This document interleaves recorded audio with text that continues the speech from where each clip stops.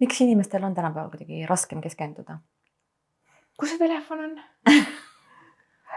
See on esimene vastus. Ehk et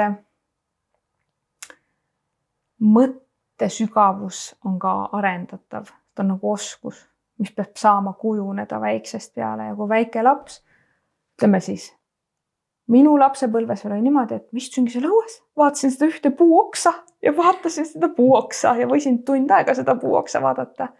Meeletu ajutreening ja keskendumise arendamine, mida tänapäeval lapsed ei ole igavuses. Nii, ehk igavus aitab keskendumist parandada tegelikult. Ja eks ju telefonid ja kõik meie seadmed, elektroonika ongi ehitatud niimoodi, et me oleme konkureerivas maailmas. Kõik püüab meie tähelepanu ja kõik siis on ehitatud üles meie dopamiini peale, et me suudaks nagu püüan sinu tähelepanu, sinu sest reklaam maksab ja mis seal kõik siis hakkab mängima, on ju.